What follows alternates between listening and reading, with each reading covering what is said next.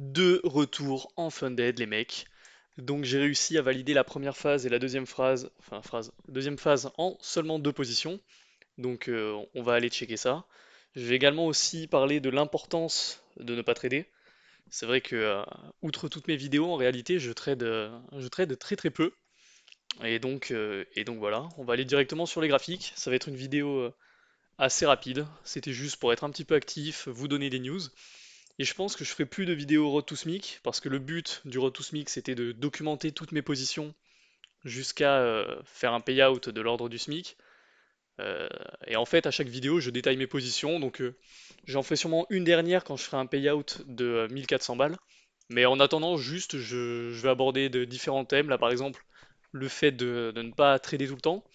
Euh, Comment éviter ça, quels sont les pièges, etc. Même si tu vas me dire, on les connaît déjà, mais ça me permet de discuter avec vous, parce que vous savez, je suis vachement solo. Donc c'est vrai que parler de trading, en réalité, je parle de trading avec personne. Donc c'est un peu déprimant, et c'est pour ça que je fais cette chaîne en fait, pour pas être seul. Donc, on va revenir vite fait sur ce qui s'est passé sur GU. Donc j'ai pris cette position sur GU. Alors, pas celle-là, celle-là je l'avais posée en paper parce qu'on était revenu pile à la fin de la kill zone vendredi, donc ça m'intéressait pas, mais c'était ma zone où je cherchais potentiellement des ventes. Mais du coup, j'ai attendu la kill zone de ce matin et j'ai pris ce 4R ici. Alors attendez, je vais vous montrer que j'ai bien fait les 5% de la deuxième phase. Regardez, hop, hop, hop. Donc là, j'ai pris la position et donc ça m'a fait mes 5%, donc c'était cool. Donc on va revenir un petit peu sur ce qui s'est passé. On va revenir sur ce qui s'est passé, donc sur GU, toujours comme d'hab, on est entre deux grosses zones de liquidité en HTF. Donc le HTF, on va pas en faire forcément super attention. Ok. Sur U, c'est beaucoup plus clair. Sur U, c'est plus clair. Pour moi, on va chuter, comme je vous ai dit. Pour moi, ça va pas retenir le prix et on va pouvoir repartir à la hausse dans cette zone ici, je pense. Mais du coup, pour l'instant, on va chuter. Mais étant donné que je rentre sur du LTF, en réalité, le HTF, ça m'intéresse pas trop, mais c'est quand même important d'avoir une vision quand même de ce qui se passe. Donc, j'avais chopé cette position-là qui m'avait permis de faire plus de 8%. Donc, comme d'hab, réaction sweep, etc.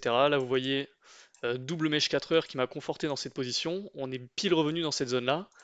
Et surtout, on avait un magnifique market maker model. Donc, pour moi, c'était cohérent d'aller chercher une position jusqu'ici. Pourquoi chercher une vente à ce niveau-là, alors qu'on voit très bien que ce high ici ne chope aucune liquidité? Et ben encore une fois, je n'utilise pas beaucoup de concepts, mais le peu de concepts que j'utilise, c'est des concepts qui me permettent d'être assez précis. Et regardez, je vous ai déjà parlé de la mèche qui englobe totalement la bougie. Et très souvent, on réagit pile au 50%. Donc, regardez, si juste, même sans se faire chier en LTF, hop, tu vas là. Regardez, c'est une dinguerie, ça te fait du d'hier, tu vois. Enfin bref. Donc, moi, j'attendais une réaction là-dedans et trader la réaction. Comme je vous ai dit, c'était fin de kill zone plus vendredi, donc ça m'intéressait pas et surtout que j'avais déjà validé ma première phase donc j'allais pas prendre de position là-dessus. Et donc quand je suis arrivé sur les graphiques ce matin, hop, alors attendez, on va se mettre pile ici. J'arrive devant les graphiques et donc là on va parler un petit peu du fait de ne pas overtrader, de ne pas trader tout le temps.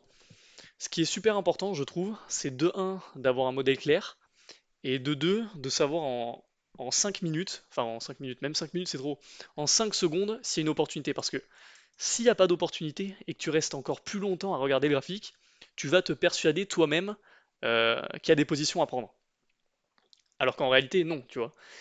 Et c'est vrai que enfin, il faut pas confondre le fait de ne pas prendre de position avec une faiblesse technique, tu vois.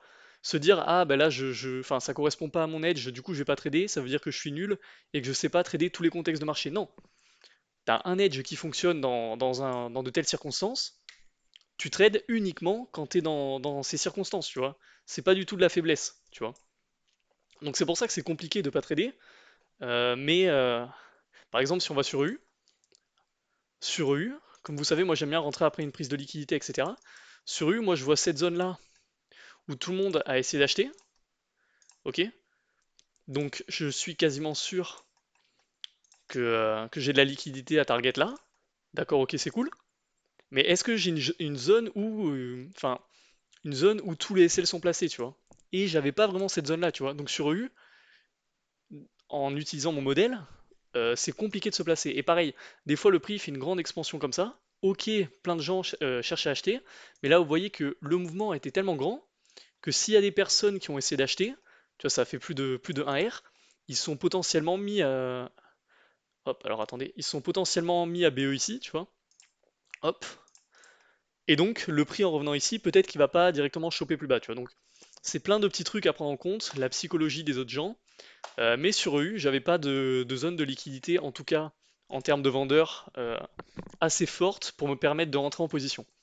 Alors que sur GU, le petit détail qui a fait la différence, de 1, j'ai mon contexte HTF, on a fait une belle réaction dans cette zone-là, ce qui me conforte dans l'idée d'aller chercher plus bas. Et en plus, regardez, on offre des réactions là-dedans pour les acheteurs, donc tu vois, bon, moi j'ai cut plus tôt, étant donné que j'avais besoin que de 5% pour faire ma première phase. Et tu vois, tu peux potentiellement descendre plus bas, tu vois. Et donc, j'attends la kill zone. Et comme je vous ai dit, moi, ce qui était le plus important, le petit détail qui a fait la différence, c'est cette cassure de structure ici. Cette cassure de structure ici me dit, ok mec, euh, bah, cette zone-là, c'est une zone où il y a beaucoup de liquidité là et les gens veulent vendre. Et regardez, on sweep, bam, en M5. Hop, hop, hop, je mets en M3. J'attends pile 9h. Et j'étais rentré, regardez, j'étais rentré directement ici à 9h. Et donc le prix, qu'est-ce qu'il a fait? Le prix a chuté, tranquillou. Alors le prix est revenu, bon moi comme je vous ai dit, je m'étais, enfin GTP ici étant donné que ça me faisait pile assez pour valider la première phase. Vous voyez que le prix est revenu mitigate la mèche. Là tu vas me dire, est-ce que j'aurais pu rentrer? Mais au vu de la réaction, c'est facile de dire oui, tu vois. Mais moi personnellement, je ne serais pas rentré ici. Pourquoi? Parce que, regardez, on va aller en M1. On va aller en M1. Quand le prix chute ici, hop, donc quand le prix chute ici, donc là ça casse la structure, ça revient, ça offre des petites réactions, tu vois, pas suffisamment, mais ça casse ici, donc c'est-à-dire que ça sort les vendeurs. Et vu qu'on a un shosh qui est évident ici, rentrer une fois qu'on a fait le shosh, c'est rentrer avec toute la liquidité, tu vois. Bon, moi j'avais déjà TP, mais moi ça m'intéressait plus de rentrer à cet instant-là, tu vois. Tu vois, c'est plein de petits détails comme ça, mais c'est super important. Et donc, le prix à délivrer durant la killzone de New York, moi j'ai pas fait attention étant donné que j'ai fait mon TP.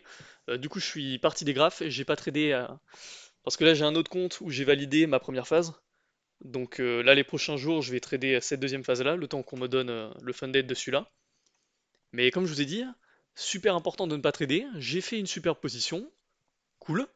Je vais pas chercher à prendre une autre position sur mon autre compte, tu vois. Je vais attendre demain, et puis tranquille, tu vois.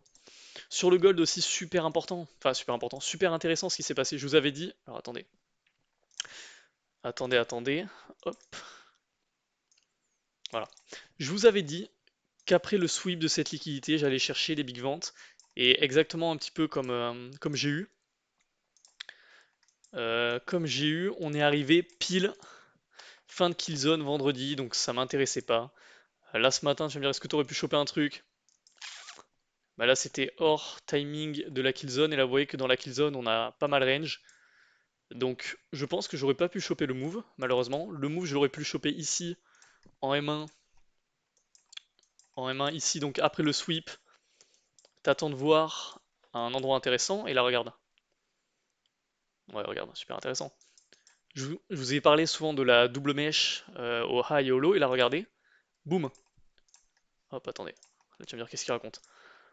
Donc là on sweep la liquidité, t'attends que ça donne de la contrepartie dans ce mini OB ici. Tu vois, là le prix revient, hop, sauf de la compartie, double mèche qui me conforte dans cette idée-là. Là tu vas me dire qu'est-ce qu'il me raconte avec les doubles mèches.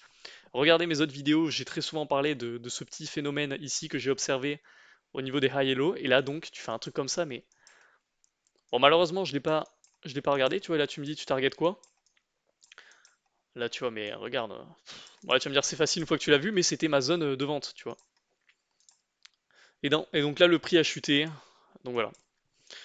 Je m'attendais potentiellement quand même à un retour aux 50% de cette zone. Je trouve qu'on est vachement loin des 50%. Mais bon. Je ferai attention demain au gold, voir ce qui va se passer. Mais donc c'est tout. Ça fait quoi? Ça fait 10 minutes. C'était une petite vidéo pour vous tenir au courant. Je pense que demain ou après-demain, je ferai une autre vidéo sur une autre stratégie. Ouais, une autre stratégie que je vais backtester. Un petit peu comme la vidéo que j'ai faite euh, vendredi, avant le week-end, où je vais backtest l'OPR sur une période d'un mois. Une stratégie que j'ai jamais testée, donc on testera ça. Je vous souhaite une bonne fin de semaine. Faites attention sur les marchés, soyez prudents, soyez patients et respectez votre edge, c'est ça le plus important.